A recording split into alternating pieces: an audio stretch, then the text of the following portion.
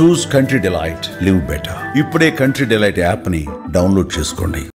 నమస్తే, welcome to Suman TV. రేపటి నుంచి కొత్త జిఎస్టీ రేట్లు అమల్లోకి వస్తున్నాయి.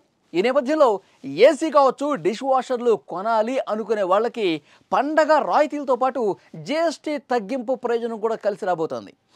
ఏసీల కింద సగటున 4,500 వరకు, డిష్ వాషర్ల పైన 8,000 వరకు తగ్గబోతోంది.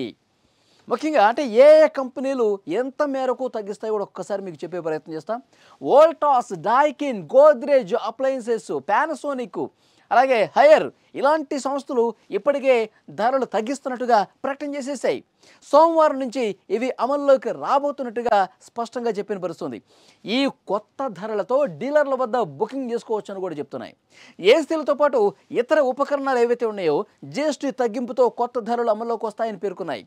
గోద్రేజ్ అప్లయన్సెస్ తన టవర్ ఏసీల ఎంఆర్పీని 8,550 నుంచి 12,450 వరకు తగ్గిస్తున్నట్టు పేర్కొంది.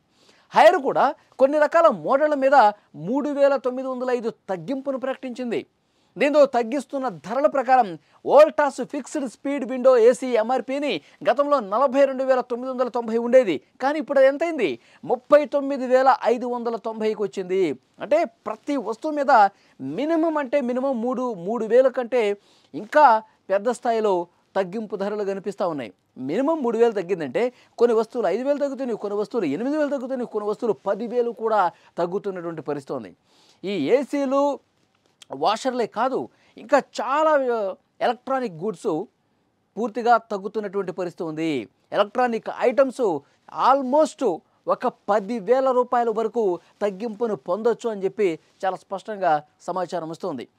ఎవరైతే ఈ కొత్త వస్తువులు కొందామని చెప్పేసి అనుకుంటూ ఉన్నారో వాళ్ళందరూ వెయిట్ చేస్తూ ఉన్నారు. ఎప్పుడైతే కేంద్రం ప్రకటన చేస్తుందో అప్పటి నుంచి కూడా ఈ రోజు వరకు కూడా వెయిట్ చేస్తూ ఉన్నారు. ఇప్పుడు షోరూంలు కొంత బోసిపోయి కనిపించిందండి గత వారం. ఎందుకంటే ప్రజలందరూ కూడా 22 ఎప్పుడు వస్తుంది, 22 మనం షోరూమ్కి వెళ్దాము, ఏదైనా ఒక మంచి ఐటెం బుక్ చేసుకుందాము, అది ఏసీ కావచ్చు, టీవీ కావచ్చు, ఇంకోటి కారు కావచ్చు, బైక్ కావచ్చు, ఇలా ఎవరైతే పండక్కి కొందాము అనుకున్నారో, ప్లాన్ చేసుకున్నారో వాళ్ళు ఇప్పుడు ఈ 22 కోసం వెయిట్ చేసిన పరిస్థితి ఉంది. ఇప్పుడు షోరూమ్ యజమానులకు కూడా, ఆయా సంస్థల యజమానులకు కూడా, షోరూమ్ అందులో పనిచేసే సిబ్బంది కూడా అర్థమైపోయింది, మనకి ఇప్పుడు పని ఉండదు, అందరూ కూడా 22కి ప్లాన్ చేసుకున్నారు, 22 తర్వాత వస్తారు, దసరాకి ఎట్టి పరిస్థితుల్లో తీసుకుంటారు, ఇప్పటి నుంచే బుక్ చేసుకుంటారు. కానీ 22 కోసం వెయిట్ చేశారండి. అక్టోబర్ 1st వీక్లో దసరా పండుగ ఉంది, ఆల్రెడీ దసరా సెలవులు కూడా ఇచ్చేశారు. యాక్చువల్గా అయితే జిఎస్టీ లేదనుకుందాం, సంబంధం లేదనుకుందాం, షోరూంలో కిటకిటలాడుతుండేవి. దసరా రోజు నేను బండి తీసుకోవాలి, దసరా రోజు నేను టీవీ తీసుకోవాలి, పెద్ద టీవీ, దసరా రోజు ఒక మంచి ఏసీ తీసుకోవాలని చెప్పి ఇప్పటి నుంచే బుక్ చేసుకుంటూ ఉంటారు, మాట్లాడుకుంటూ ఉంటారు, షోరూంలకు వెళ్ళి చూస్తూ ఉంటారు. ఇవన్నీ జరుగుతున్నాయి. కానీ ఇప్పుడు ఎందుకు ఏ షోరూమ్ కూడా కనిపించట్లేదు, హడావుడి కనిపించట్లేదంటే 22వ తారీఖు వరకు వెయిట్ చేద్దాం. 22 తర్వాత మనకి ఏ వస్తువు మీద ఎంత తగ్గుద్దో క్లారిటీ వస్తుంది. అప్పుడు 4-5 షోరూములు తిరుగుదాం. ఎట్టి పరిస్థితుల్లో ఈ పండక్కి మనం ఒక కొత్త వస్తువు కొనబోతున్నాం, తగ్గించినటువంటి జిఎస్టీతో కొనబోతున్నాం అని చెప్పి వినియోగదారులందరూ కూడా ఒక క్లారిటీకి అయితే వచ్చేసారు. కేవలం ఇవి ఏసీలు, టీవీలు, ఫ్రిడ్జ్లు, బైకులు, కార్లు ఇవే కాదు, నిత్యావసర వస్తువులు కూడా చాలా వరకు తగ్గే అవకాశం ఉంది. మన వంటింట్లో వాడే ప్రతి ఒక్క వస్తువు రేటు తగ్గబోతోంది. గతంలో 5,000 రూపాయలు బడ్జెట్ ఉంటే, ఇంట్లో రేషన్ బడ్జెట్ 5,000 రూపాయలకు వస్తే ఇప్పుడు దాదాపు 2,000 రూపాయలు తగ్గే అవకాశం ఉందండి.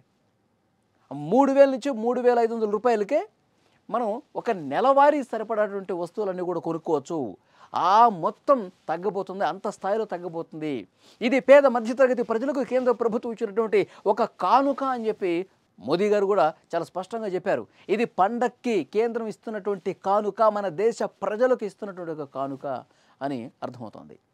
సో ప్రజలందరూ కూడా సంతోషం వ్యక్తం చేస్తున్నారు. నిజంగా 2 స్లాబులు పెట్టడం అనేది ఇది ఒక గొప్ప సంస్కరణగా ప్రజలు కూడా చెప్తా ఉన్నారు.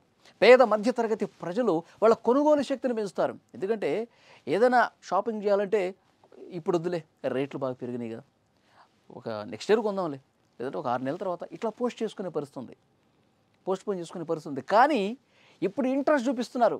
అరే దాని మీద 6,000 రూపాయలు తగ్గుతుంది, ఆ వస్తువుని మనం ఎట్టి పరిస్థితుల్లో కొనాల్సిందే, జీఎస్టీ తగ్గుదలని మనం ఉపయోగించుకోవాల్సిందని చెప్పి ప్రజలు కొనుగోలు చేస్తూ ఉన్నారు.